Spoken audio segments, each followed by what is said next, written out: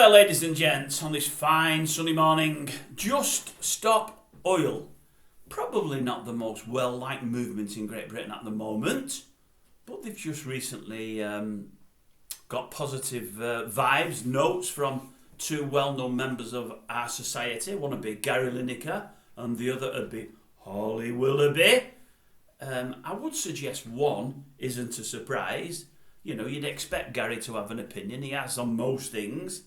Maybe you'd have thought after his opinion of a few months ago he might lay low for a while, but it obviously isn't his way. But I'm not going to have a pop at Gary. A lot don't like him. He's done me no harm. I don't mind him.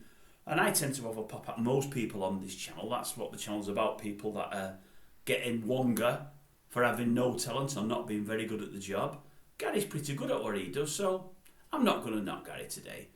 Holly Willoughby, on the other hand, you would have thought she might have known better. You know, has she never heard the saying, quit while you're ahead? Obviously not. She's clinging on to a job massively. At this moment in time, it looks like things are going for her. I'm not so sure they will ultimately.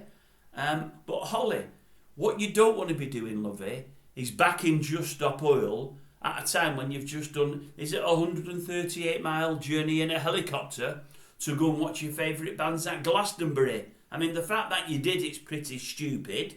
You probably came back in the helicopter, so you've done 270 miles in that helicopter using bundles of fuel there and not helping the environment, lovey. But not only that, you've had it filmed as you've been getting onto the helicopter in your lovely designer gear, which no doubt cost thousands, with your own personal entourage. It didn't look good, lovey.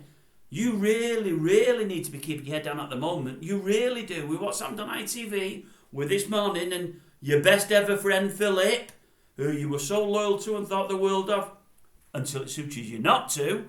You know, you're very, very lucky to still be in a job there, lovey. You know, and you've only got another week or two to go until you have another 6-week break because of school holidays. I would have got to that next 2 weeks or whatever it may have been in London, kept your nose clean for a couple of weeks, had your 6 weeks off, and hope that when you come back, if the job was still there for you, if the programme was still running, and it may not be if other things come out in the meantime, but if it was still running, by the time you come back, many of the British public may have forgotten about your part in the whole debacle that was the Philip Schofield and young boy situation. Honestly, lovey, I don't think you should be taking helicopter rides at 138 miles. That's 2 hours in a car. With lots and lots of traffic, it's probably 3. And the thing is, lovey, what time do you get into work? Probably 7, 8 in the morning. What time do you finish by? Do you do a debrief after the show? 1, 2 o'clock? You could have made that journey at 8, 9 o'clock in the evenings when there's nothing on the road. You could have made it at 1 or 2 in the morning when there's absolutely nothing on the road. Done it in an hour and a half.